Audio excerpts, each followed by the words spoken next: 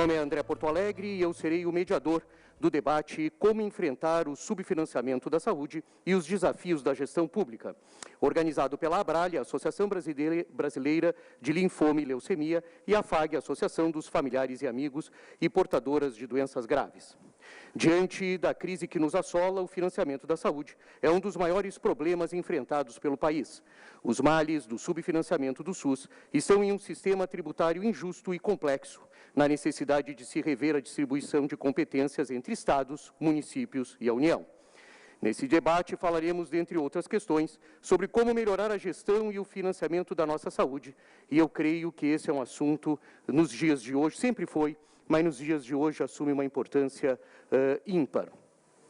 Para começarmos essa importante discussão, eu vou primeiro, não vou justificar, porque não temos a justificativa, mas eu acho justo com os senhores, que os senhores saibam que o secretário Alexandre Padilha, secretário municipal da Saúde e ex-ministro da Saúde, comunicou à organização do evento ontem à noite que não viria hoje de manhã, o que não nos deu efetivamente, e eu falo em nome da organização, o que não nos deu tempo de substituí-lo ou indicar uma outra pessoa. Então, não temos uma justificativa mais aprofundada, mas como ele estava divulgado em todo o material, eu acho justo com os senhores que fiquem sabendo que ele não estará presente.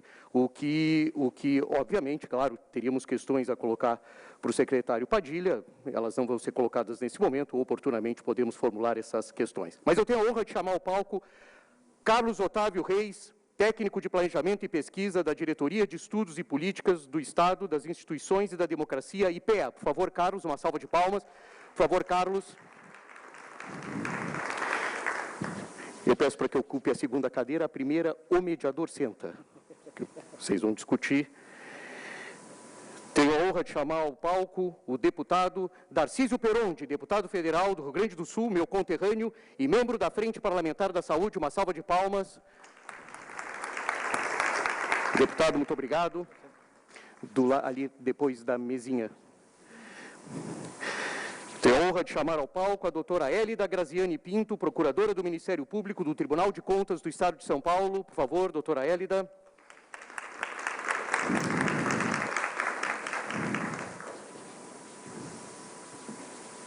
Doutora Hélida, por favor, do lado do deputado. Obrigado pela presença. Honra de chamar ao palco a doutora Sandra Ortiz de Abreu, advogada da Associação dos Familiares e Amigos e Portadores de Doenças Graves, a FAG. Por favor, doutora Sandra, muito obrigado pela presença.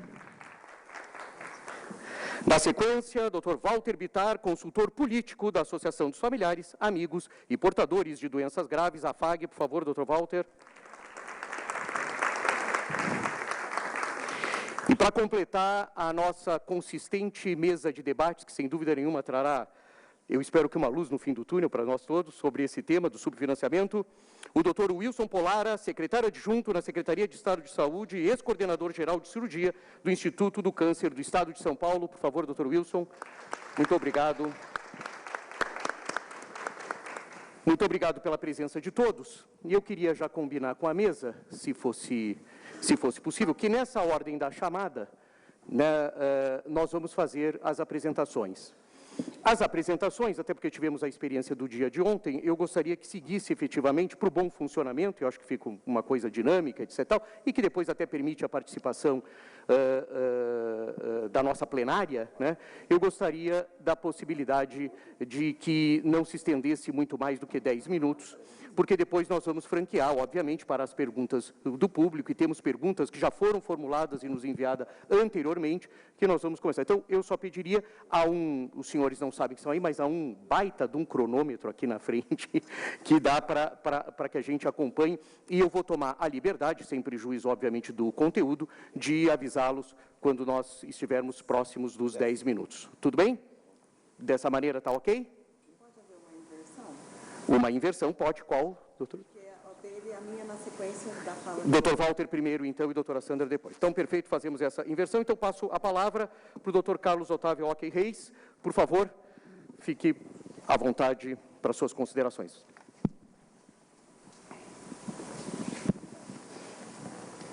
Bom dia. Mais uma vez eu queria agradecer o convite do movimento para estar dialogando com vocês hoje. Queria fazer uma saudação a todos os colegas da mesa. Bom, pessoal, a situação do setor saúde já era grave antes do agravamento da recessão e antes do aprofundamento do ajuste fiscal.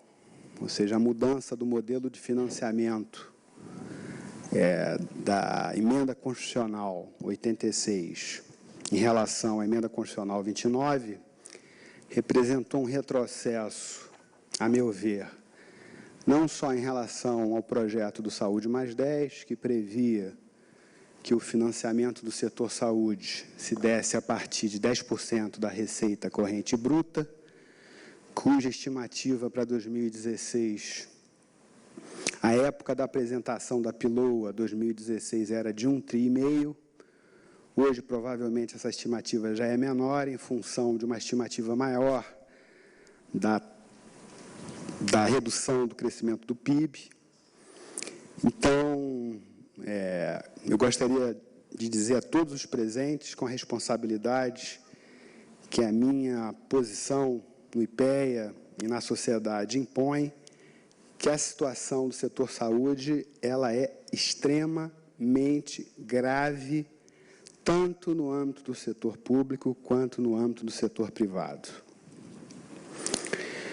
Posto isso, eu ia fazer uma série de considerações para fundamentar as propostas que eu vou submeter ao plenário, mas eu vou inverter a ordem da minha apresentação e, a partir das propostas, tentar iluminar, de maneira muito breve e protocolar, em função do breve tempo que tenho para apresentar, um conjunto de disjuntivas e desafios colocados para o setor. Primeiro, em relação ao modelo de financiamento. Considerando as incertezas do cenário macroeconômico e a estimativa da receita corrente líquida, que é o que está vigendo, apoiar a aprovação da PEC 01A de 2015. Por quê? Essa PEC que está sendo discutida hoje numa comissão especial no Congresso Nacional, ela tem por objetivo aumentar as alíquotas da EC 86, e isso, de certa maneira, numa perspectiva defensiva, ajuda ao Ministério da Saúde manter o financiamento que hoje está sendo aplicado. Essa PEC, como eu disse, ela altera o piso mínimo a ser aplicado pela União em ações e serviços públicos de saúde, e uma polêmica que existe no interior do bloco que defende o SUS, é uma diferença legítima, vale dizer, é que alguns setores defendem que, junto à defesa da PEC 01A 2015, que altera as alíquotas, naturalmente, para mais, da EC 86, vem acompanhada de uma nova fonte de financiamento. E o problema que se coloca é que discutir e se aprovar uma nova fonte de financiamento, quando o país não cresce, com uma carga tributária em torno de 35% a 36% do PIB, ou a gente muda a composição da carga tributária, ou seja, deslocando o peso da carga dos impostos sobre consumo e da produção para impostos sobre o patrimônio e a alta renda, ou as alternativas de financiamento das políticas sociais serão colocadas em xeque. Segundo, combater qualquer redução de recursos no orçamento do Ministério da Saúde, para rodar, como está rodando hoje, eu não estou falando de qualquer tipo de ampliação ou qualquer tipo de melhoria, para o Ministério da Saúde funcionar como está operando hoje. Tem a previsão de um déficit de 5,8 bilhões em 2015, como eu disse ontem, e uma estimativa de déficit de 16,8 bi em 2016. Ou seja, se hoje já é insuficiente em função do subfinanciamento crônico e em função dos problemas que houve ano passado com o pagamento dos serviços de média e alta complexidade, imaginem o quadro que está colocado para o setor. Terceiro, defender que o orçamento para o financiamento das ações e serviços públicos de saúde, já que não há consenso em relação à criação de uma nova fonte, pelo menos que consigamos construir um acordo em torno de um número do mínimo para financiar as ações e serviços públicos de saúde. O número que tecnicamente apresentamos e submetemos à vossa discussão é 117 bilhões em 2016. Quarto, rejeitar a prorrogação da desvinculação de receitas da União, ou seja, tem uma proposta de emenda constitucional, o deputado sabe disso, para ampliação da DRU, que incide sobre o orçamento da Seguridade Social. Nós somos contra a ampliação da DRU nesse momento. Nós entendemos que as políticas sociais cumprem um papel importante de mitigar a crise econômica diante das classes populares e das classes médias. Quinto, rejeitar e combater qualquer proposta de copagamento no interior do SUS, rejeitando a proposta apresentada pela Agenda Brasil no interior do Senado. Sexto, defender que as fontes próprias, como disse anteriormente, para a saúde, sejam sempre de caráter progressivo. A nossa carga tributária ela é extremamente injusta. Nesse cenário de crise, precisamos mudar a composição da carga tributária, não só entre as classes sociais, já que a incidência de imposto sobre consumo e a produção penaliza, sobretudo, os trabalhadores e a baixa renda e a média renda, mas precisamos também mudar a carga tributária, deputado, no que se refere à distribuição entre as esferas da federação. Por isso que a proposta da CIS, colocada pelo Ministério da Saúde, foi extremamente interessante, já que havia uma repartição do recolhimento do tributo entre estados, municípios e a União. Sétimo, discutir novas fontes de custeio que incidam sobre o lucro e o patrimônio ao invés do consumo e da produção. Primeiro, ampliação da contribuição social sobre o lucro líquido, que é uma fonte de financiamento do orçamento da Seguridade Social importante, que teve uma provisória aprovada, 675, pela senadora Gleisi Hoffmann, para aumentar, já que na crise nem todos os setores econômicos perdem, alguns setores econômicos na crise crescem e ganham, entre eles, hoje, dada a taxa de câmbio e a taxa de juros, o setor exportador e o setor financeiro. Então, existe hoje uma proposta no Senado Federal que precisa ser sancionada pela presidente de aumentar a alíquota de 15% da contribuição sobre o lucro líquido sobre o setor financeiro, de 15% para 20%, e nós precisamos apoiar essa proposta, que é uma fonte de financiamento importante para o SUS e para as políticas sociais. Segundo, criação de uma contribuição sobre movimentação financeira. O governo apresentou uma proposta de 0,2 para ser encaminhada somente à Previdência Social, mas existem alguns setores ainda no setor saúde que imaginam colocar uma alíquota de 1,8%, chegando a 0,38% no total, e dividir esse 0,18% entre União, estados e municípios. Embora eu não acredite na viabilidade hoje dessa proposta, se já nos bastasse o fato de que a própria CPMF é difícil de ser aprovada.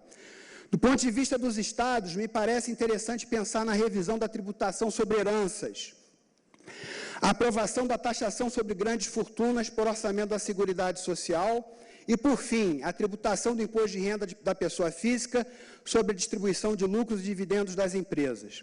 Oitavo, rejeitar a aprovação da proposta de emenda constitucional 451 de 2014, que obrigaria todos os empregadores brasileiros a garantir planos de assistência à saúde aos seus empregados, contrariando os preceitos constitucionais do SUS e pior, atenção, ampliando os subsídios ao setor privado em linha com a proposta do Obamacare, que para garantir a ampliação da cobertura nos Estados Unidos para aqueles setores que não eram cobertos nem pelo mercado, nem pelo Medicare, nem pelo Medicaid, propôs a ampliação dos subsídios, de modo que ampliar subsídio hoje para o setor privado, considerando a grave crise de financiamento do setor público de saúde, precisa ser pensado pelas autoridades governamentais.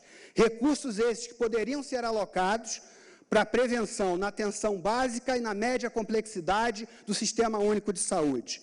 E, por último, Defender o SUS significa hoje defender a sua capacidade redistributiva. O SUS desconcentra a renda.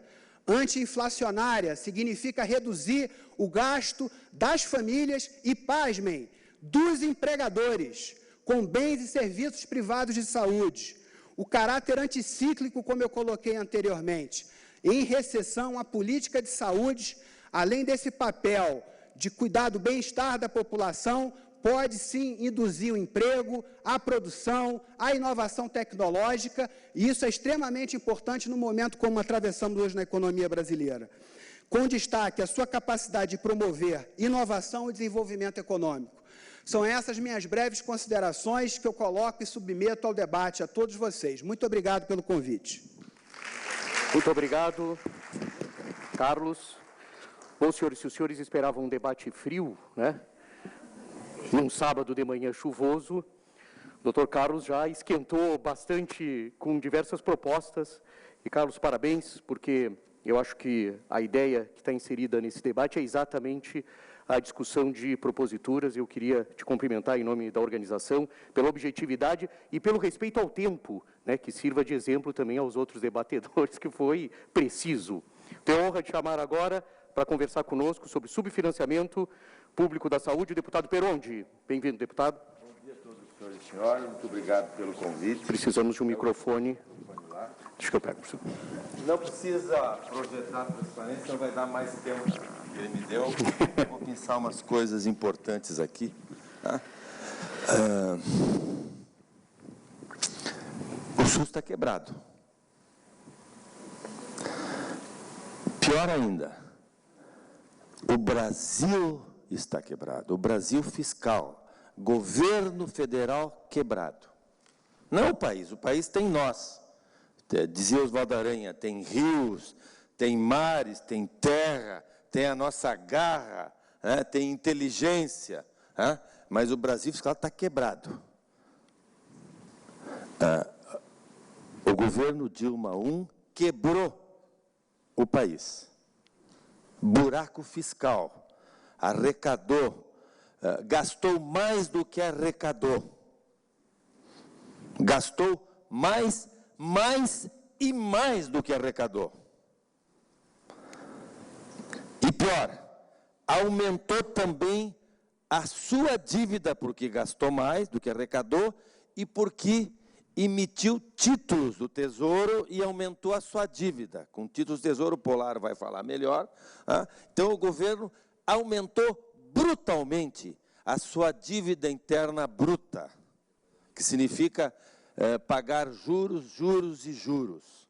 Então, ele gastou mais do que arrecadou, gastou mais do que salário que ganhou, né, e ainda emitiu, ainda fez dinheiro papel. Então, o quadro fiscal é quase que terminal. E o ajuste fiscal que o governo está fazendo é apenas um suspiro, não resolve. E a CPMF também é quase nada do nada e não resolve. E pior, um clima de desconfiança, falta de credibilidade e incerteza. Então, neste quadro está o SUS, que vive numa crise que nós sabemos. A emenda 29 ajudou a partir do ano 2000, deu uma relativa estabilidade, mas o governo só aplicava o mínimo da emenda 29 e não resolveu. E as demandas aumentaram. Então, quando me convidaram, eu quase não vim por isso. Para quando falar de financiamento, a gente fala de desesperança. Eu estou meio cansado, viu, Polar?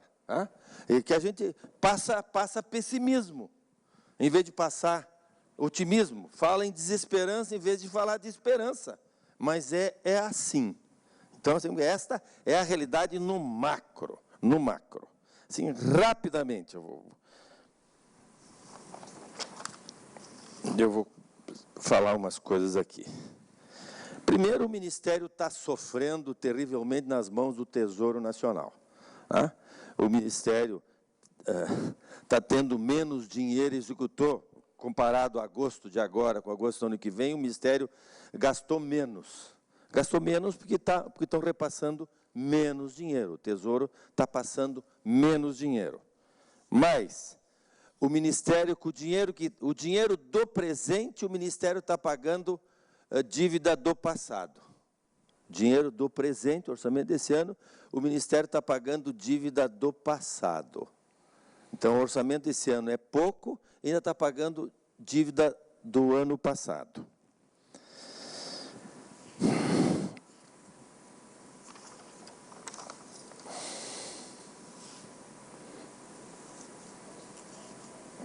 Ele pagou dívida no ano passado, esse ano, 4 bilhões do ano passado.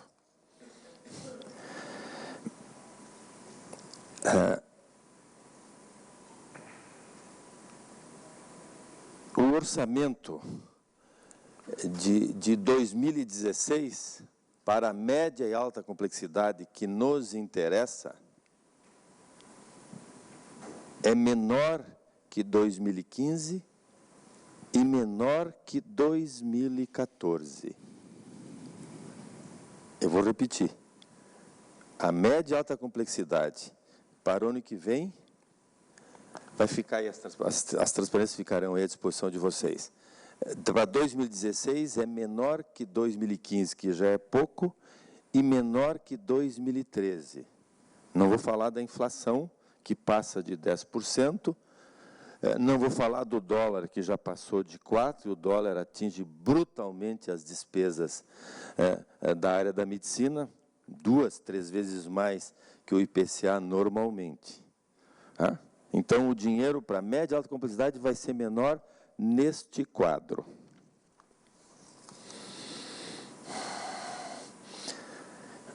Para mostrar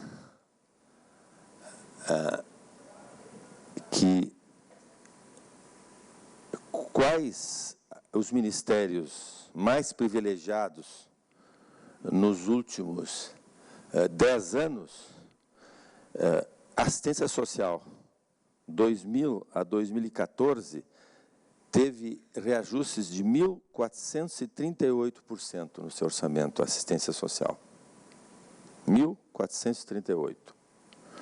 O trabalho, 1.011%. Aí vai a farra, o descontrole do seguro-desemprego, que o governo deixou haver corrupção do padrão e empregado e pagavam seguro-desemprego à torta à direita, com um buraco no Tesouro Nacional. Por isso que o Ministério do Trabalho, mais de 1000% nos 10 anos, que teve reajuste no seu orçamento. Má gestão. A educação teve quase 600% de reajuste nos últimos 14 anos, de 2000 a 2014. Previdência Social foi quase 500%. Saúde foi apenas 320% nos últimos 14 anos. Então, a saúde foi o patinho feio nos últimos 14 anos que a Receita fez isso. E pegou o auge do ouro fiscal no segundo governo do Lula. Nós estávamos exportando carne, grãos, a China comprando. Então, o país arrecadou. Nós não participamos da extraordinária arrecadação nos anos de ouro, do fim do governo Lula, primeiro do governo Lula um pouco e mais no segundo governo do Lula. Então, é patinho feio. E continua sendo, e vai piorar, eu concordo com o Carlos. Emenda Constitucional 86, nós tínhamos a emenda 29, que foi um avanço, não resolveu, aí a sociedade se mobilizou, vocês todos ajudaram, saúde mais 10, nós queríamos de cara 18% das receitas correntes líquidas, mas 40, na época era 40 bilhões, não tinha, então foi uma proposta intermediária, progressiva, sonhamos 3 milhões de assinaturas, avançamos na comissão especial da Câmara, aprovamos para levar para o plenário, aí o governo se aliou à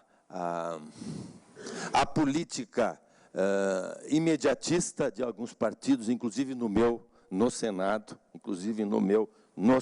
eu sou do PMDB, e o governo aproveitou uma emenda de orçamento impositivo das emendas parlamentares e colocou ali a mudança do piso da saúde, que enterrou o Saúde Mais 10.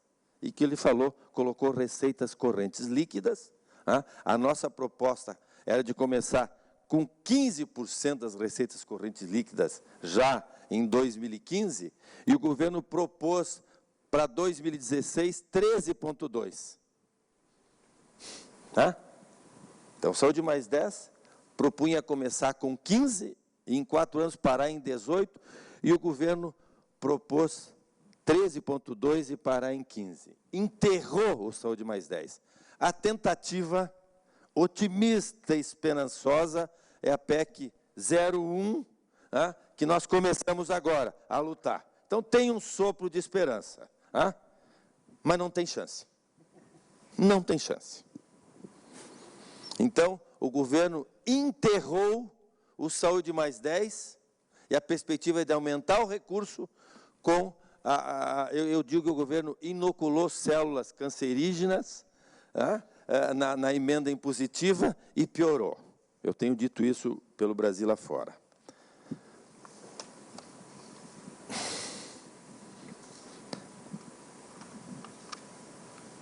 E pior, na PEC, na emenda 86, nós podíamos mudar o piso da saúde por lei complementar.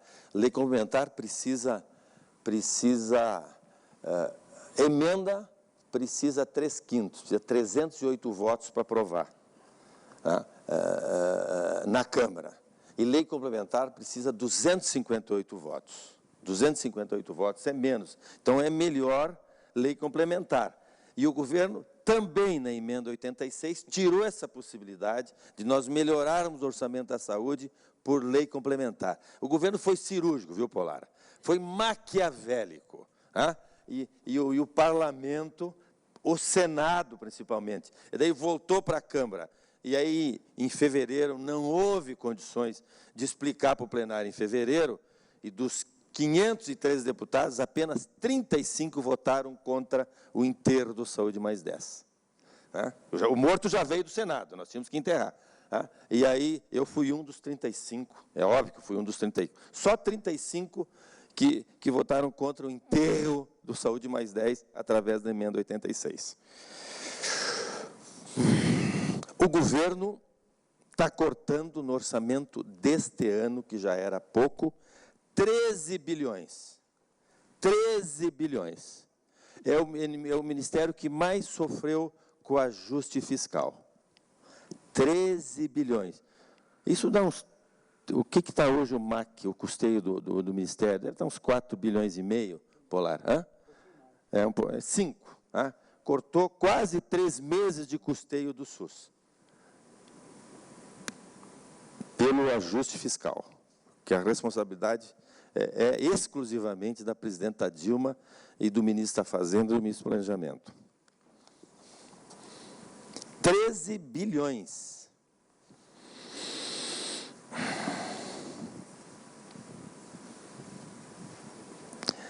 O Carlos colocou que as emendas obrigatoriamente estão dentro do piso. O piso, dentro do piso. Isso é um horror. Emenda é dinheiro eventual. Custeio não se alimenta com emenda.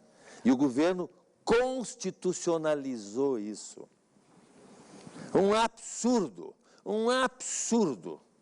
Tirou dinheiro e obrigou que as emendas obrigatórias da saúde estejam dentro do piso mínimo da saúde. Significa menos dinheiro para o custeio nos próximos anos. Parou o meu rosário de tristeza? Não parou ainda. Eu vim aqui para assustá-los. Não, me dá mais 5 minutos que eu tenho que mostrar a realidade para essa turma. Estou quase no fim. Eu até estou cortando. Aqui eu já falei, 2014 foi 39 o MAC. 2015, se executar 43,5. 2016, que está no orçamento da União, que nós vamos votar, 37,3. Agora, para encerrar o meu rosário de pessimismo, eu vim aqui para dizer isso mesmo, a mostrar a tristeza, a perspectiva ruim, o cenário que vai piorar. Eu vim para isso mesmo. Eu não vim aqui para enganar. Sou parceiro, não desisto, ninguém aqui desiste. O governo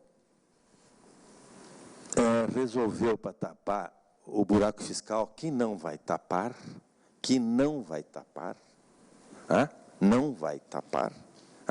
criar a CPMF, que eu não vou votar. E essa CPMF é de 0,2. Ele mandou a semana passada a proposta de emenda constitucional. O Carlos colocou que o orçamento da saúde, o piso da saúde não é mais a emenda 29, que era tudo que gasta no ano anterior, e mais o crescimento e a inflação. Isso não existe mais. Botaram receita corrente líquida. A receita corrente líquida vai cair, porque o governo o país está em recessão, o país só vai, alguma melhora, ele não disse, talvez em 2018, a nossa economia vai melhorar, talvez em 2018, ou 2017, pode melhorar se ela for afastada legalmente pelo processo do impeachment. Aí sim, pode ter alguma melhora, mas ainda com dificuldade, porque o estrago está sendo feito. Mas daí aumenta a credibilidade, a confiança, diminui a incerteza. Então, ela manda a CPMF e diz que é para a Previdência. Na receita corrente líquida é o seguinte, todas as contribuições, o Brasil arrecada R$100 de contribuições, nós vamos ter participação de 13,3%, vamos botar 13%, que é 13,3%, o ano que vem, em cima de cada R$100 que o governo arrecadar. Isso é receita corrente líquida. Como o governo vai arrecadar menos, nós vamos ter menos dinheiro, em função da grave crise econômica, porque nós passamos e vamos continuar passando. Pô, mas então, pegamos um indexador ruim, receita corrente líquida. Sim, pegamos. Mas o governo não contente, o coveiro da saúde, o governo Dilma I e governo Dilma II, coveiro da saúde, não contente, escreve na emenda do CPMF que esses 32 bilhões que vão ser arrecadados ano que vem, não vai passar, mas vamos supor que passe, que não vai ser 32, vai ser muito mais. Esses 32 bilhões que o governo pretende arrecadar ano que vem com a CPMF, está fora da receita corrente líquida, está fora dos R$100. Está fora. Então, os 13% da saúde, a saúde tem 13,3% em cada R$100 que o governo arrecadar. Mas o governo, na CPMF, deixou a CPMF fora do balde das contribuições, deixou fora do 100. Deu para entender? E o que significa isso? Que nós vamos, e o CPMF vai durar 4 anos. Se passar, não vai passar. Eu estou me empenhando para não passar. Tem um grupo se empenhando para não passar. Eu sei também, e vou dizer o seguinte também, o país não sai do buraco. Eu sou um médico curioso em economia. O Polar é mais curioso do que eu, e sabe mais. Eu sou médico, mas gosto de mais economia. Mas vou dizer um negócio para vocês. Nós não vamos sair da crise sem aumentar imposto. Infelizmente, mas eu não quero essa CPMF, eu não quero, que é regressiva. Ela pega o ladrão, mas ela fere o assalariado. É pior para o assalariado. Nós vamos perder com essa proposta passando, no mínimo, 4 bilhões por ano. Porque não vai ter incidência nossa. Uma coisa louca isso, uma coisa louca. isso aqui pode ser, isso aqui é coisa diabólica, tá? Contra a saúde. É coisa diabólica. Revisa o dinheiro das pensionistas, revisa o auxílio-doença, melhora, diminui o gasto das pensões, que é um absurdo. Tenha coragem de aumentar a idade de aposentadoria, tenha coragem. Não podemos nos aposentar mais com 50, 52 anos, 53 anos. Nós não podemos mais. Tem que elevar a idade mínima. O governo tem que ter coragem de fazer isso. Não tem. Cria uma CPMF e pior. Se passar a CPMF, nós não vamos ter participação nenhuma. Porque o governo, pela Constituição, está dizendo que a CPMF só vai para a Previdência. E esse dinheirinho do CPMF para a Previdência é um dinheirinho. O buraco da Previdência, por ano, passa de 120 bilhões de reais. Do regime geral, porque o regime público é muito mais. Então, este é o quadro. Para encerrar, qual é a saída? 2 caminhos. O primeiro caminho é rezar, e nós continuarmos juntos, aproveitando a chamada do Congresso. Continuarmos juntos na luta do câncer. Aqui tem líderes do câncer, comunitários, médicos, enfermeiras, enfim. Aqui tem uma massa crítica que luta e está melhorando um pouco a assistência do câncer em função dessa energia, desse capital humano que está nessa sala. Então, nós temos que continuar juntos, né? Mas rezar. E a segunda saída é eminentemente política. Eu sou um dos líderes do movimento pró-impeachment da Dilma. E peço que quem quiser, entra no site www.proimpeachment e assine o apoio. Tudo legal pela Constituição. E termos uma esperança de um novo governo que tenha mais confiança, mais credibilidade e diminua a incerteza, e que todos os deuses do mundo iluminem um novo governo. Senão o quadro vai piorar. Olha, eu faço política porque tenho esperança no coração. Mas essa minha esperança está sendo abalada. Mas eu não vou desistir e nenhum de nós pode desistir. Um beijo no coração de todos vocês. Muito obrigado. Deputado Perondi, muito obrigado. Um dia desses, a semana passada, eu estava mediando um painel, e aí eu vi uma coisa interessantíssima, né?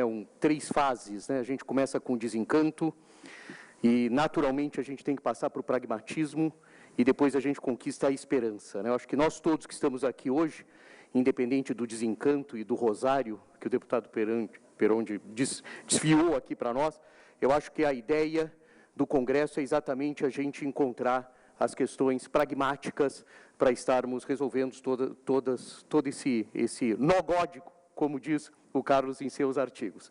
Eu tenho a honra de chamar agora a doutora Hélida Graziani Pinto, procuradora do Ministério Público do Tribunal de Contas do Estado de São Paulo, para fazer as suas considerações. Por favor, doutora Hélida.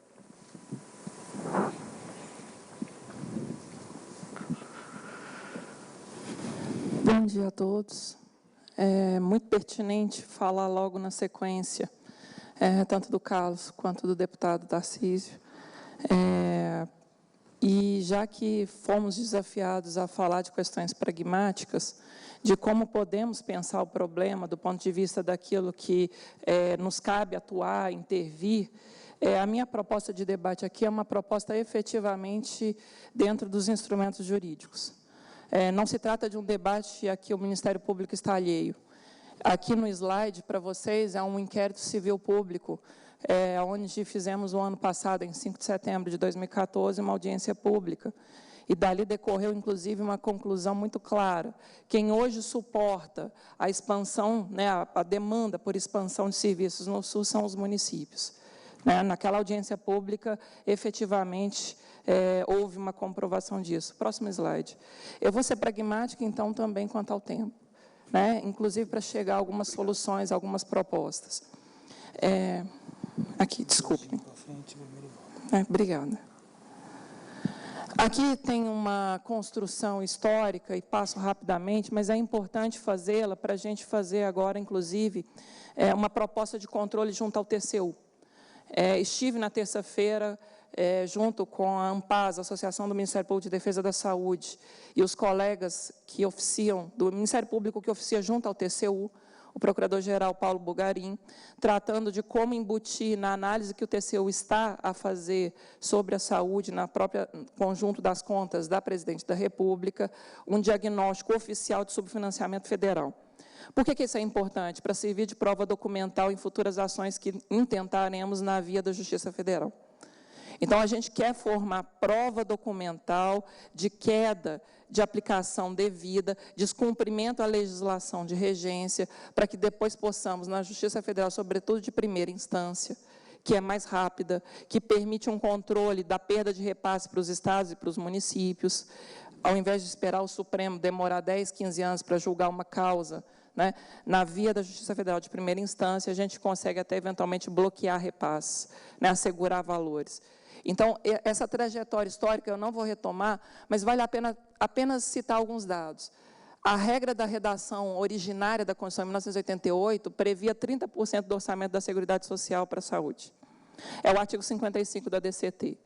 Em dados atuais, nós teríamos para a saúde um orçamento, ações e serviços públicos de saúde para o SUS, não 98 bilhões em 2015, teríamos 240 bilhões em termos aproximados. Né? Então, se a gente levasse a sério o desiderato constitucional de origem, teríamos uma outra reflexão. A DRU, deputado, ela também vai onerar a base de cálculo da receita corrente líquida. Além da regra que foi embutida no projeto da CPMF, a própria desvinculação de receitas da União vai tolher 30%, tal como agora foi delineada na proposta. Então, além da regra da CPMF, também a da DRU. A DRU tirará 30% da receita corrente líquida, independentemente de qualquer cenário, se perpetuar. E o que é mais interessante para a sociedade entender, a DRU persiste no ato das disposições constitucionais transitórias, ela é obtusa.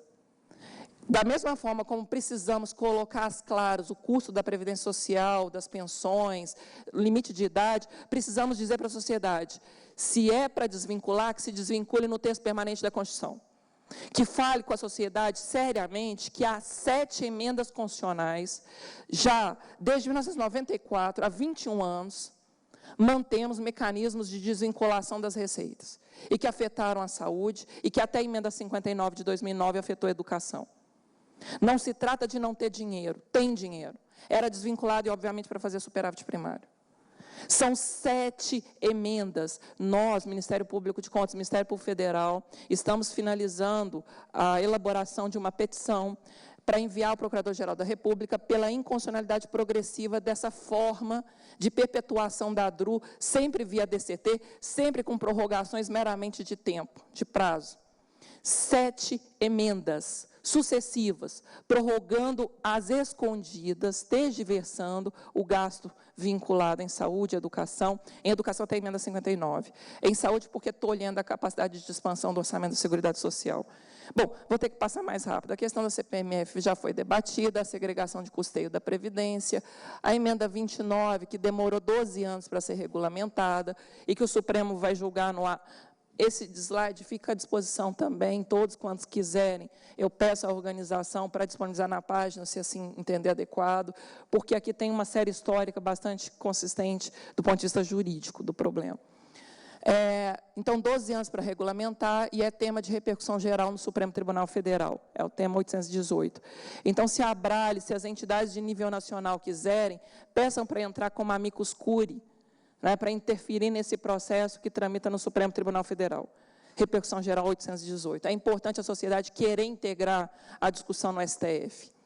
A própria Lei Complementar 141, né, 7 anos de omissão, porque o ADCT, o artigo 77, deveria vigorar por 5 anos, né, no máximo 5 anos, depois dali deveria vir a Lei Complementar. O próprio TCU fez diagnóstico de que havia dotação autorizada nos orçamentos e não se gastou, para fazer do piso um teto. Não se autorizava a execução do próprio orçamento, a despeito de ter demanda, inclusive demanda judicial, para não onerar o orçamento do ano seguinte. Porque se o governo gastasse em saúde a mais no ano anterior, aquilo virava um novo piso para o ano seguinte. Então, a ideia de não gastar mesmo tendo previsão orçamentária. E agora chegamos à questão da emenda 86, que prevê no ano que vem menos do que se aplicou até mesmo em 2000, deputado. Não era nem em 2014. 13,2, como será em 2016, é proporcionalmente menos, do ponto de vista de percentual, do que se aplicou em 2000. A questão da vedação de retrocesso é um princípio que, no direito, nós falamos com muita clareza. Sobretudo para proteger o mínimo existencial e a dignidade da pessoa humana. Eu estou usando conceitos jurídicos para vocês entenderem que esse é um debate já consolidado. Quando o parágrafo 2º do artigo 5º da Lei Complementar 141 nos assegurava que, mesmo em caso de queda do PIB, não haveria redução dos valores aplicados em saúde, redução nominal, essa regra tem que ser trazida à baila, não como uma norma só de lei infraconstitucional, uma lei complementar. Não, ela traz consigo um princípio que pode, inclusive, nos induzir a ter uma reflexão sobre os subpisos do artigo 2º da emenda 86. A emenda 86, quando regulou no dispositivo permanente do artigo 198, fala em 15% da receita corrente líquida. Onde que aparecem os subpisos? Como se fossem os porões, já que piso e abaixo do piso os porões. Onde que isso está? No artigo 2º dessa emenda. Nós estamos a sustentar, Ministério Público e demais entidades com as quais estamos dialogando, o próprio Conselho Nacional de Saúde, o FUNCIA, tenho dialogado bastante. Precisamos fazer uma interpretação de conformidade constitucional desse artigo 2º, porque existe, sim, a possibilidade de declarar inconstitucional uma emenda constitucional, à luz dos dispositivos permanentes da Constituição. Uma emenda, ela vem depois. Ela tem que render homenagem aos dispositivos que asseguram os direitos fundamentais. Então, é possível declarar a inconstitucionalidade de uma emenda à luz dessa proteção estruturante. E quanto aos subpisos, nós temos que discutir a vedação de retrocesso. Né? Se assim era definido na emenda 29, alguma proteção de não queda, pelo menos não queda nominal, não estou nem falando de não queda proporcional, eu não estou falando de queda em valores percentuais, eu estou falando de não cair em valores nominais. Se hoje é 100, amanhã não pode cair para 90, porque isso vai implicar o desatendimento, não só em média e alta complexidade, mas na atenção básica em tudo. E vejam, qual é a regra em que me fundamento como um parâmetro, além do direito fundamental à saúde? Além do fundamento do direito à saúde não poder sofrer essa constrição, o artigo 194, parágrafo único, inciso 4 da Constituição, que assegura que não haja queda, né, na estrutura de benefícios, na estrutura toda composta da Seguridade Social. A gente normalmente aplica esse dispositivo só para a Previdência. Mas quando eu falo Seguridade Social, é também saúde. Não é só Previdência. A saúde não é um acessório do sistema da Seguridade Social. Ela é tão importante quanto. A questão do contingenciamento, o meu dado não é tão atual quanto o seu, né, deputado, e aqui era um elemento de primeira reflexão. Então, como eu quero ser pragmática, é aqui que eu quero gastar um pouco mais de tempo, se me for permitido, para explicar como o direito pode dar respostas. É claro que se o problema é complexo e antigo, para resolvê-lo, a resposta não é fácil e rápida. A gente tem que fazer um processo de construção argumentativa. Para problemas realmente sérios, não há respostas rápidas e respostas fáceis. Por isso que é importante formar base probatória no TCU, por isso que é importante formar uma discussão na Justiça Federal de primeira instância, espraiando em todo o território nacional, para quando a causa chegar nos tribunais superiores, chegar madura. Porque senão as pessoas lá em cima bloqueiam. Né? O debate de ajuste fiscal vai paralisar a cabeça de qualquer juiz, se não for bem feita a discussão. Então, vejam, esse contingenciamento fere o artigo 28 da Lei Complementar 141. Fere, porque há a vedação na Lei Complementar 141, e mesmo na Lei de Responsabilidade Fiscal, e vou trazer os dispositivos legais, para limitar a despesa obrigatória. E não é só limitar o empenho, também é vedada a limitação de pagamento. Não poderia haver o atraso dos pagamentos. Assim como o governo não pode deixar de pagar salário, ele não pode deixar de pagar saúde. É essa premissa que vai me orientar agora e que vou trazer dados concretos para vocês. Não se assustem, a tabela vai ficar disponível para vocês. Não se assustem. mas é muito importante divulgá-la. Eu estou me referindo ao núcleo jurídico do problema. Eu quero muito que vocês prestem um pouquinho de atenção nesse dispositivo a que me refiro. É o anexo 7 do Decreto 8.456 de 2015, que trata da programação financeira do governo federal. Decreto da Presidente da República. Regulamenta o orçamento dizendo que pode ser gasto. É aqui que o contingenciamento aconteceu.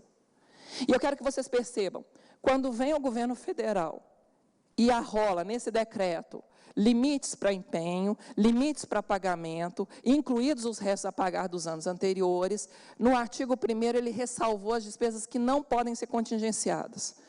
Quais são as despesas que não poderiam ser contingenciadas?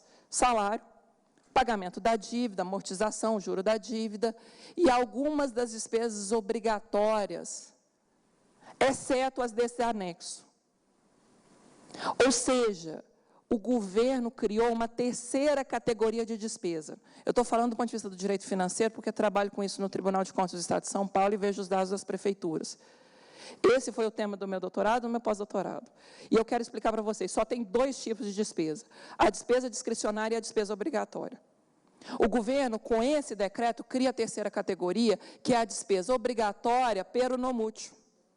Me permitam, não, é sério, me permitam fazer uma construção simplificada do raciocínio. Quando o governo diz que a despesa é obrigatória, mas sujeita à programação financeira, ele está dizendo, não te pago.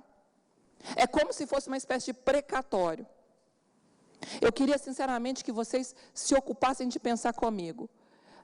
O governo deve precatórios, mas adia para os nossos netos receberem. Aqui, o que ele está fazendo com a saúde, todos os programas aqui arrolados são os principais. É piso de atenção básica, fixo e variável, é a própria média e alta complexidade, é a vigilância sanitária, são os insumos imunobiológicos. Eu estou falando de tudo que o Ministério da Saúde tem que fazer em ações civis públicos de saúde como obrigação constitucional. E que o governo diz, tem que gastar, ok, pode empenhar, mas não está autorizado a pagar. O dinheiro não está assegurado. E aquilo que o senhor falou tem toda a razão. Está pagando no presente despesa do passado. E está constrangendo o Ministério da Saúde a um garrote que o Ministério da Fazenda não tem autorização legal para fazer. O Ministério da Fazenda está ferindo a Constituição, o Ministério do Planejamento está ferindo a Constituição, ferindo a Lei de Responsabilidade Fiscal, e aqui eu estou dando os fundamentos para vocês pesquisarem. Anexo 7 do Decreto 8.456 de 2015, que lesa, porque é ilegal, decreto não pode ir além da lei. Decreto não pode ferir a... Deputado, lhe provoco, apresenta uma minuta de decreto legislativo suspendendo a eficácia desse anexo. Porque é isso que a gente precisa fazer, que o TCU vai ter que fazer. Isso vai entrar na pauta do TCU, mas eu lhe peço, também promova isso. O decreto não pode ferir a lei. E onde que ele está ferindo a lei? Está ferindo no artigo 2º, artigo 9º, parágrafo 2º da Lei de Responsabilidade Fiscal, que diz que despesa obrigatória não é suscetível de limitação de empenho e movimentação financeira.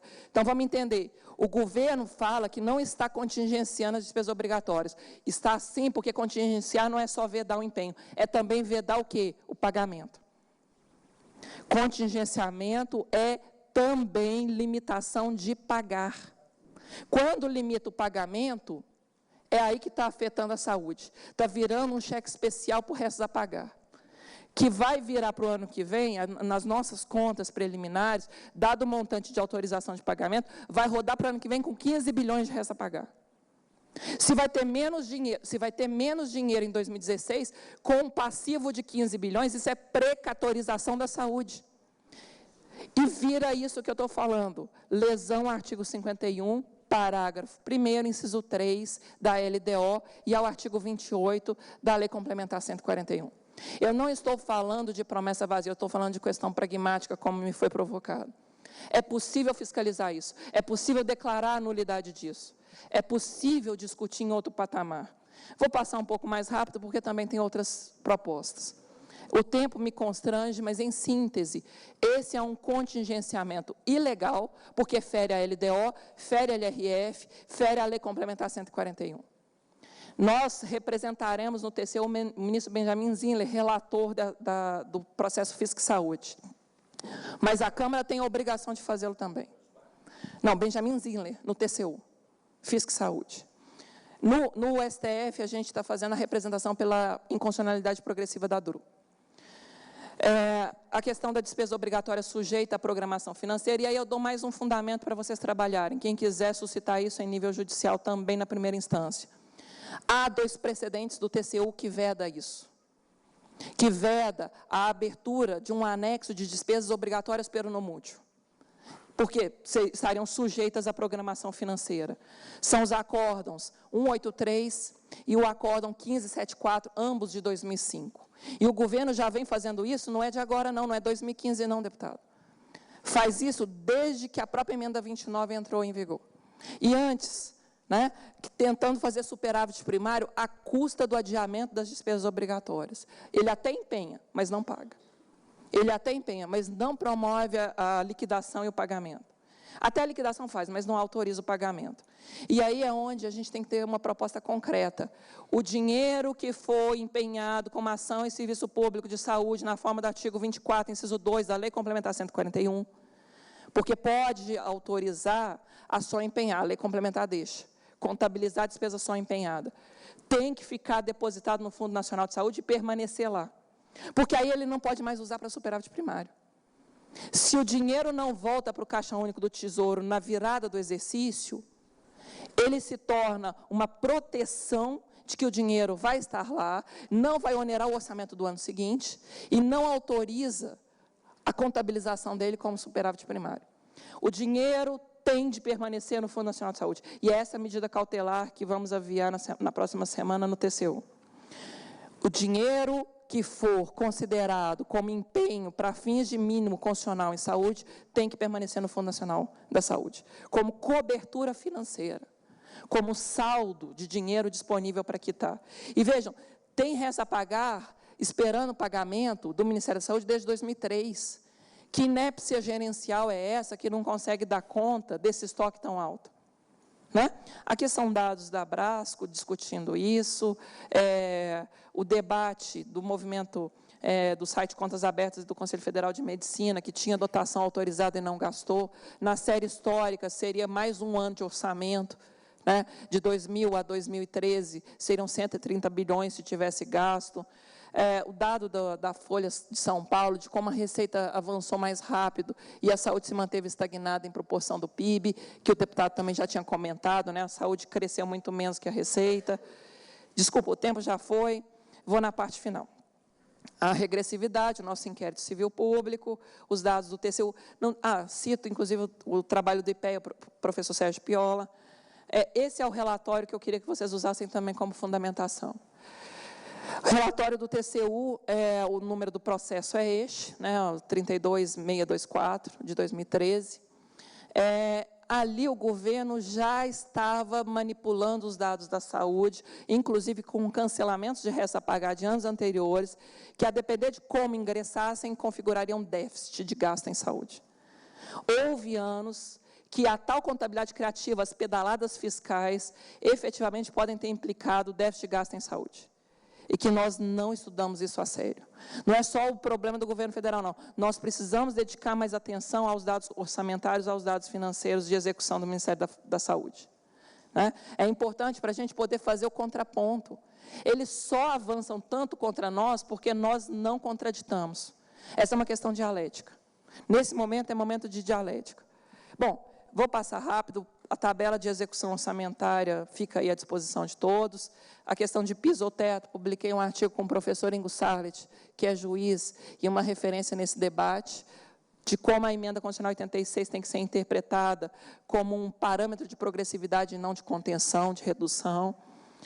O nosso inquérito civil público está aí os fundamentos que o orientam. O colega do Ministério Público Federal é o Procurador Regional dos Direitos do Cidadão, doutor Pedro Antônio de Oliveira Machado. Ele é que tem a capacidade de postular na Justiça Federal e eu entro com os dados orçamentários. A gente já tem debatido como fazer isso. Aqui chegam, então, as outras sugestões.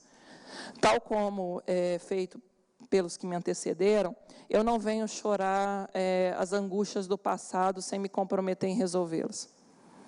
Não se trata de um problema em que a gente possa simplesmente se omitir, porque se a gente se omitir, ele vai piorar. A rota é de agravamento.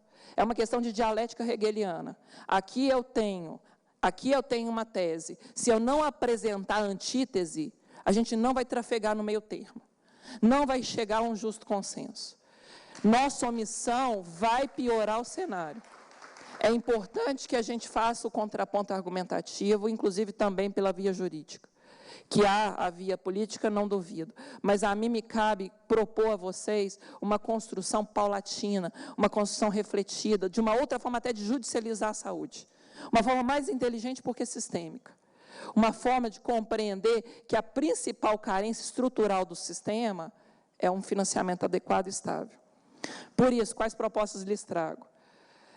A inconstitucionalidade progressiva da DRU, porque, reiterada em 7 emendas constitucionais, a PEC que tramita no Congresso, deputado, é a oitava. Desde 1994, a emenda constitucional de revisão, ela foi instituída nos artigos 71, 72, depois no 76 do ADCT. A regressividade deliberada, falseada, do gasto federal em saúde. Tem município em São Paulo gastando 42% da sua receita de impostos e transferências em saúde. Levantei os dados no TCE, onde trabalho. Vejam, se está gastando 42% só para a saúde, como é que fica, por exemplo, mobilidade urbana, resíduos sólidos, como é que fica o restante da agenda municipal? Esse prefeito é um refém da falta do dinheiro federal. Se tem uma pauta que o Ministério Público se soma aos prefeitos para lhes dar apoio, é na falta do dinheiro federal para o financiamento adequado da saúde. Reconheço seriamente o quanto os prefeitos é que têm suportado quase que sozinhos essa demanda. Então, essa questão no TCU a gente já vai provocar. Chamamento à lide, tem que chamar a lide, tem que pedir direito de regresso, sobretudo eu falo para os prefeitos e para os secretários de saúde. É importante CONAS e CONASENS pensar como a judicialização de medicamentos não incluídos na RENAME e procedimentos, produtos não incluídos na RENASE, como isso, se não foi sequer processado pela União e a competência é da União, deveria ser deslocada a competência para a Justiça Federal. Porque é a União quem tem competência de universalizar o acesso para aqueles produtos e medicamentos. É uma questão lógica. E aí, invertendo o fluxo da judicialização, ainda que a responsabilidade seja solidária, a gente começa a ter uma resposta em outro patamar, porque a responsabilidade é solidária em via de mão dupla. Não é só para onerar o gestor municipal, ela também tem que ser em outro fluxo argumentativo. Bom, o tempo já vai muito rápido, acho que eu falei o item 4 também, ainda aqui indiretamente. Fixar a justa interpretação do artigo 30, inciso 7 da Constituição, quando fala de que o município presta diretamente, mas com apoio, com a cooperação dos Estados e da União. Exigir critérios de rateio para progressiva redução de disparidades, está lá na Lei Complementar 141 e até hoje não saiu. A ideia de um COAP, um contrato organizativo de ação pública de saúde, é uma quimera. A gente não avança seriamente no federalismo sanitário. E aí é onde eu falava, talvez a gente possa pensar a judicialização em um patamar um pouco mais elaborado, que pare de enxugar gelo e enfrente a raiz do problema. O direito, e aí eu termino porque realmente já não vai dar tempo. Deixo os contatos. Eu só quero dizer o seguinte, o direito, o professor Celso Campilongo, da USP de São Paulo, falava isso e aqui replico. O direito não é varinha de condão que resolve tudo de uma vez por todas. Direito não é milagre mágico. Direito é bengala de cego, que testa às escuras o limite da convivência possível. De tanto tolherem a área de convivência mínima, a existência da saúde, porque nós não apontamos a nossa bengala para parar e não deixar que entrassem na nossa esfera, hoje a saúde claudica mais do que a educação. E tem analisado muito saúde e educação em comparação. A educação soube se defender por meio de emendas que corrigiram ao longo do caminho os seus desvios de financiamento. Foi a emenda 14, quando trouxe o Fundef, foi a emenda 53, que aprimorou e trouxe o Fundeb, foi a emenda 59, a educação soube estruturar o seu regime paulatinamente.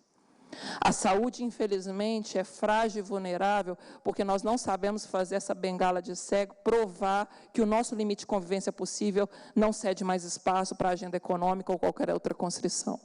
Agradeço o convite, fico à disposição. Obrigado, doutora Hélida. Bom, se queríamos pragmatismo, doutora Hélida, parabéns, diversas propostas, um comprometimento do deputado Perondi, que já, né, deputado, já temos trabalho pela frente.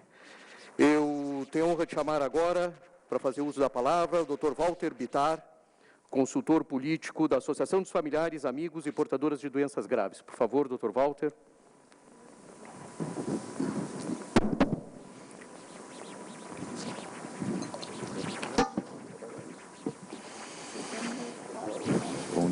Alô?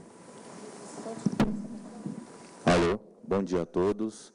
É uma honra estar aqui hoje falando, até depois da doutora Hélida, que trouxe um dos aspectos que a gente gostaria de abordar, né, a FAG gostaria de abordar, que é sobre o contingenciamento, sobre os recursos indo para o superávit, mas a gente tem uma outra face que a gente gostaria de abordar. Todo mundo sabe aqui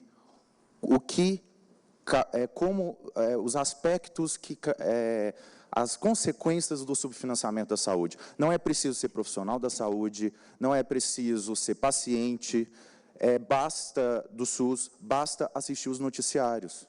Todo mundo sabe qual é a realidade do SUS.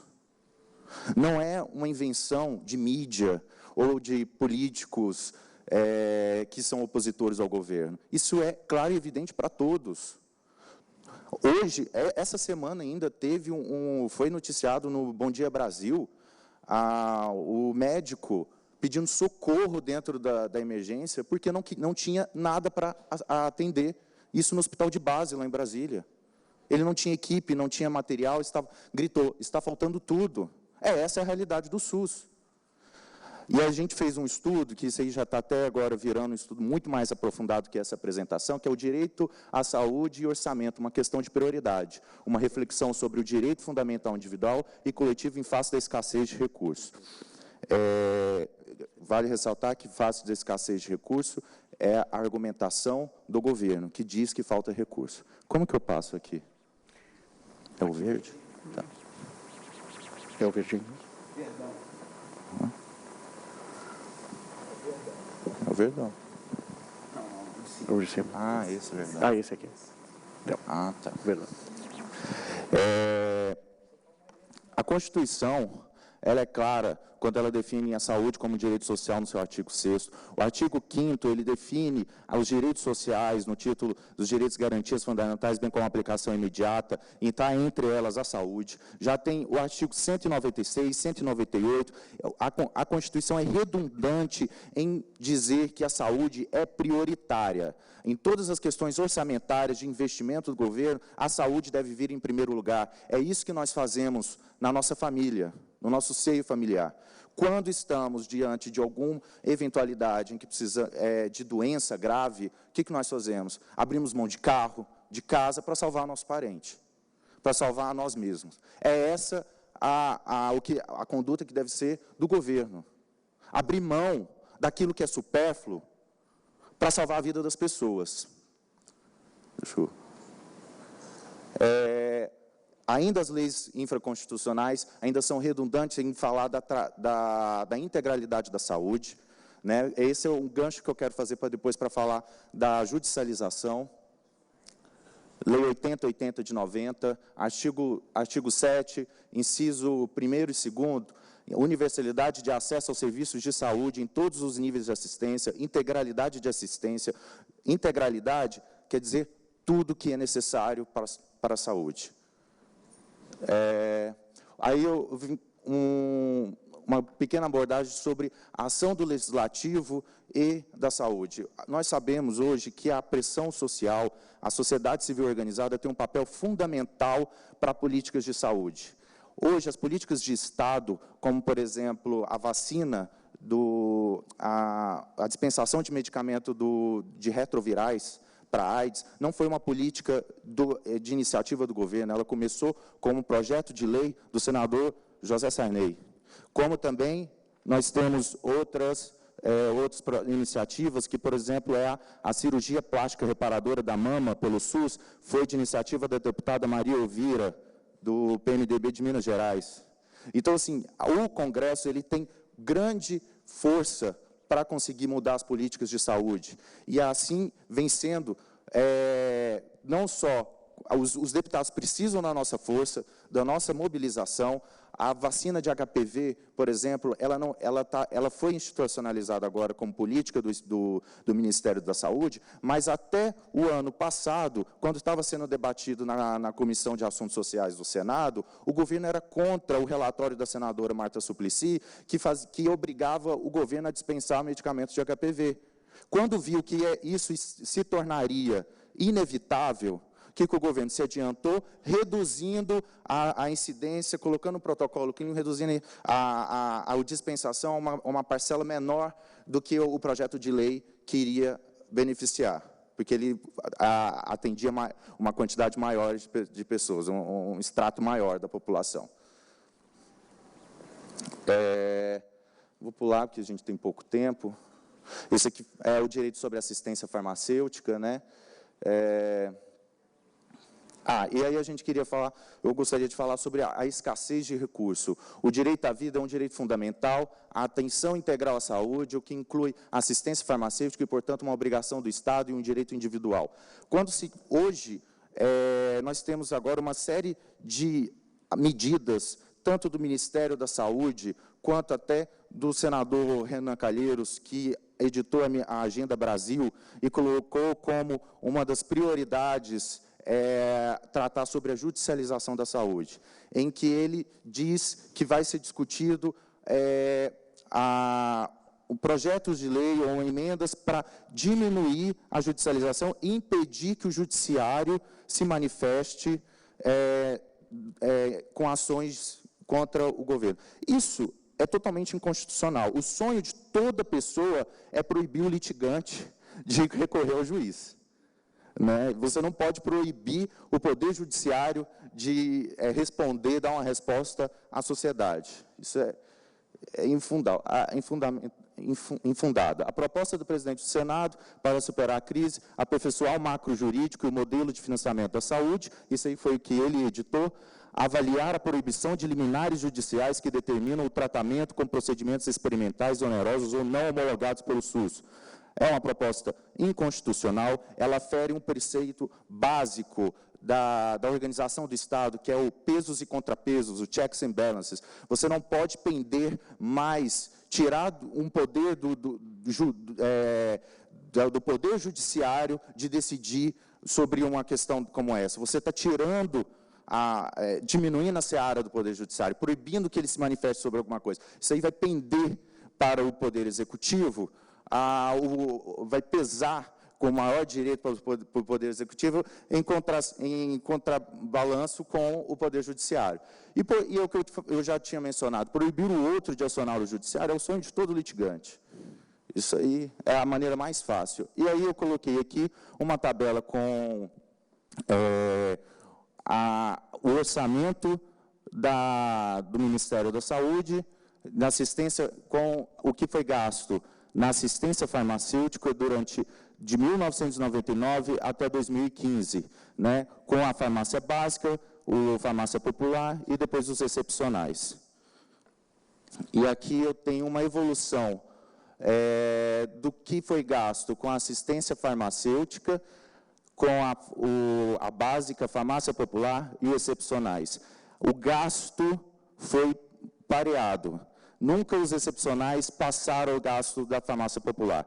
E é bom que se diga agora, com uma boa comparação, é o orçamento do Ministério da Saúde, evolução aos anos até 2015, e o gasto com os excepcionais, são aqueles judicializados, o percentual que representa com o orçamento. Então, o máximo que nós chegamos foi, em 2009, 3,85%.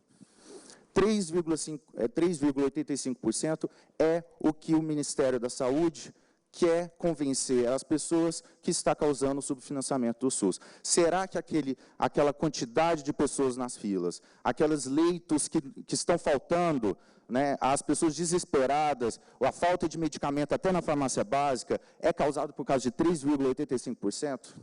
Não é. E aí a gente queria falar o outro lado da questão administrativa, a corrupção e a saúde. dados do Fiesp levantam que, em 10 anos, foram desviados do cofre do Brasil 720 bilhões de reais.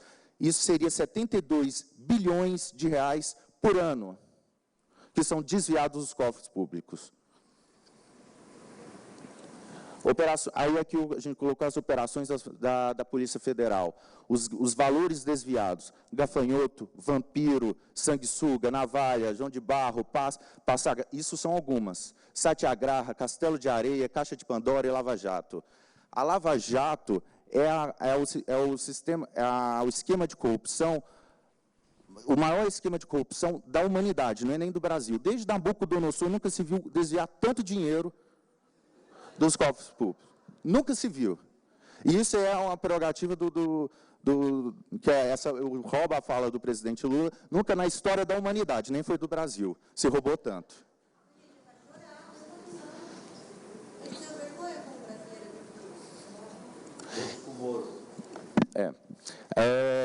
De 1999, foram gastos um total de 15...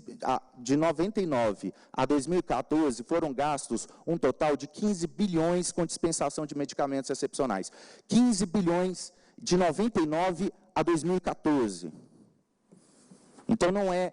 Quando eles chegam e falam, nós estamos gastando milhões, a judicialização está crescendo, eles não vêm aqui comparar com o que representa essa judicialização ao percentual do orçamento do Ministério.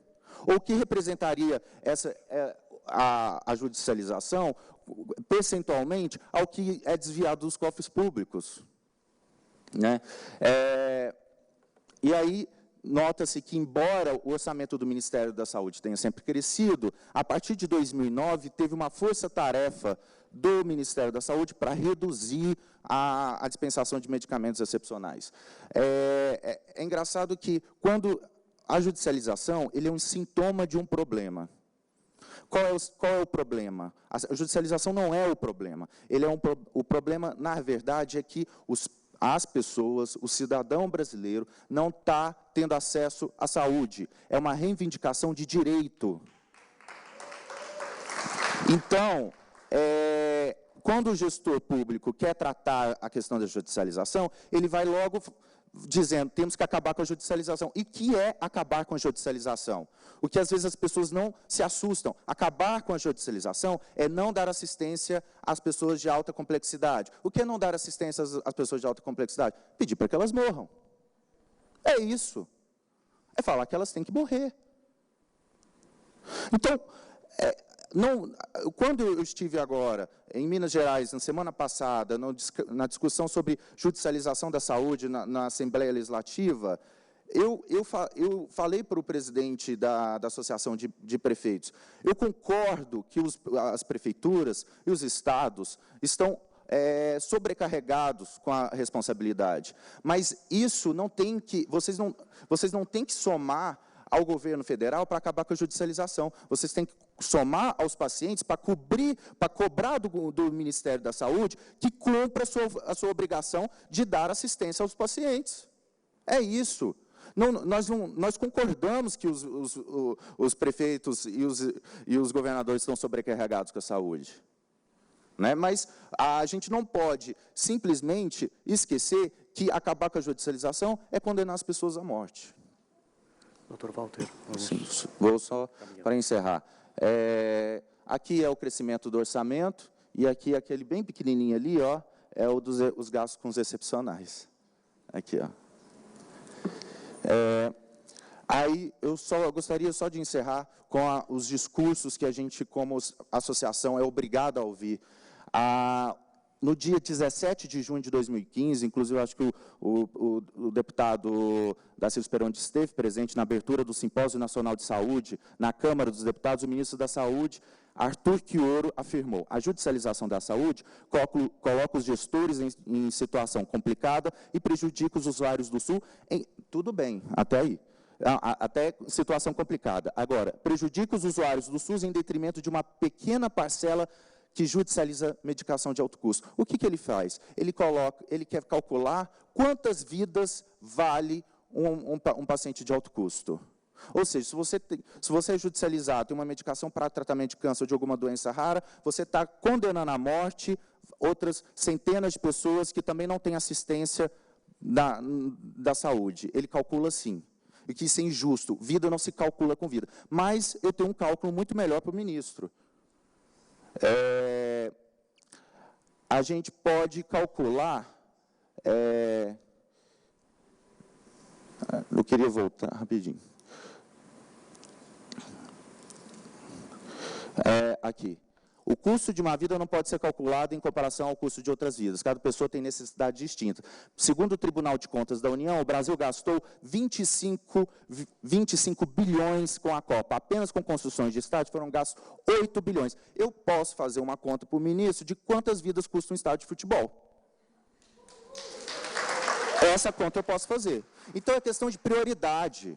Não está faltando dinheiro. Se gasta muito com gastos supérfluos, se gasta muito com corrupção. E agora, para encerrar, foi com chave de ouro, no dia 16 de dezembro de 2014, em audiência pública no Senado Federal, a diretora do Departamento de Gestão e Incorporação de Tecnologia em Saúde no SUS, Clarice Petramalha, afirmou: os medicamentos órfãos não são medicamentos de são medicamentos de alto custo que não curam a doença. Deve-se ter um esforço para incorporar medicamentos que, de fato, sejam efetivos na cura. Então, o que a gente faz com a insulina, retrovirais para HIV, medicamentos para pressão, medicamentos para colesterol? Tira tudo isso do SUS? Essa era a nossa abordagem. Eu convido agora a Sandra para complementar. Obrigado, doutor Walter. Eu gostaria, antes de chamar a doutora Sandra Ortiz, eu gostaria de lembrar que esse debate também está sendo acompanhado nas redes sociais. Então, por favor, postem as suas opiniões, etc. e tal, que isso é muito importante. No aplicativo do Todos Juntos contra o Câncer estão as informações completas sobre todo o evento. Nele você também pode fazer as anotações sobre o que estamos discutindo aqui. E é só escolher a palestra e seguir para o bloco de anotações. Isso é importante para dar a repercussão que os senhores perceberam que ontem nós tivemos no primeiro dia, que com certeza, pela qualidade que todos nós estamos sendo brindados nesse debate, a gente terá também hoje. Então, passo a palavra à doutora Sandra, por favor.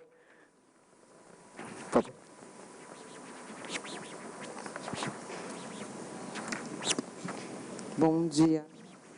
Não, já, pode. Alô, estão ouvindo? Bom dia, bom dia. Gente, eu vou embora. Tem mais o que falar. Perfeito. Tudo que foi falado, eu ia falar, o que cada um falou aqui é um pouquinho do meu intenso discurso. Eu só vou, então, aproveitar rapidinho aqui a questão de tempo e vou só ressaltar alguns momentos marcantes disso tudo que foi falado aqui.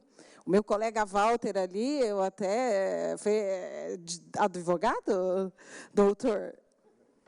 Perfeito. Né? A doutora Hélida, perfeita, do deputado, enfim. E é complicado para uma advogada que representa várias associações de pacientes com doenças raras, não só a FAG é uma delas, é a que eu tenho no coração, porque eu conheço o trabalho, falar sobre números. Eu falo sobre pessoas, sobre esses pacientes, sobre esses cidadãos, que me procuram, assim como meus colegas que militam nessa área, em total desespero de causa. No momento onde a demanda judicial é o fim, ou seja, já se fez tudo o que podia para buscar aquele socorro que ele tem por direito. Não conseguiu. Então, hoje, o que eu quero deixar claro aqui, militando há tanto tempo, com tantos processos, quanto prejuízo eu dou para o governo, para os cofres públicos, é que essas pessoas só se socorrem do judiciário no momento que não vem mais outra saída. Não tem outra saída. E eu estou na prática, eu sou advogada militante de umbigo no balcão. Eu sei. Sei também dos vários impedimentos que hoje ocorrem para que isso se concretize. a título de organização, a título de necessidade. Hoje se tem várias, como que eu vou dizer, vários grupos engajados em